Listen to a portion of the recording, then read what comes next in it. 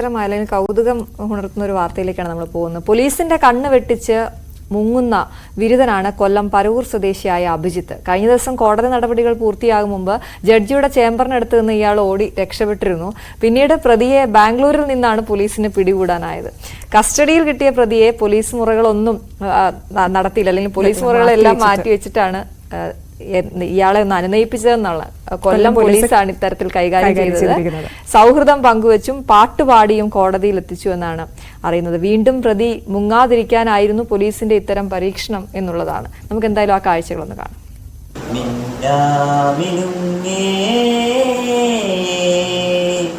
മഴയത്തും വെയിലത്തും പോകരുതേ നീ, നാടിന്റെ വെട്ടം കളയരുതേ.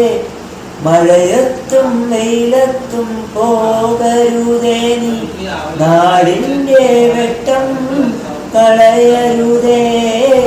പോലീസിന്റെ കണ്ണുവെട്ടിച്ച് ഏതു സമയവും കടന്നുകളയാനുള്ള കഴിവുണ്ട് അഭിജിത്തിന്.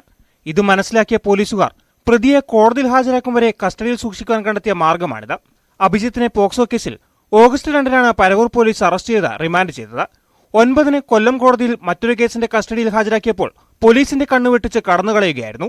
പ്രതിയുടെ കഴുത്തിൽ ചിത്രശലഭത്തിന്റെ മാതൃകയിൽ പച്ചകുത്തിയിരുന്നു. ഈ ചിത്രം സ്പെഷ്യൽ ബ്രാഞ്ച് കൈമാറിയതോടെയാണ് പ്രതിയെ പിടികൂടാൻ സാധിച്ചത്. കൊല്ലം പരവൂർ സ്വദേശിയാണ് 21 വയസ്സുള്ള അഭിജിത്ത്. പ്രായപൂർത്തിയാകാത്ത പെൺകുട്ടികളോട് അശ്ലീലം പറഞ്ഞ ഇയാളെ കഴിഞ്ഞ മാസം 2-നാണ് പരവൂർ പോലീസ് അറസ്റ്റ് ചെയ്തത്.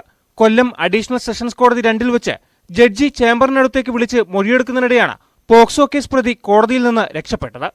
പോലീസ് പ്രതിയുടെ അമ്മയുടെ മൊബൈൽ കേന്ദ്രീകരിച്ച് നടത്തിയ അന്വേഷണത്തിലാണ് വിവിധ സ്ഥലങ്ങളിൽ നിന്ന് ഫോൺ ചെയ്തതായി കണ്ടെത്തിയത്. തുടർന്ന് ബംഗളൂരുവിൽ വെച്ച് റെയിൽവേ പോലീസ് പിടികൂടി കൊല്ലം പോലീസിന് കൈമാറുകയായിരുന്നു. അഭിജിത്തിനെ കൊല്ലം കോടതി റിമാൻഡ് ചെയ്തു.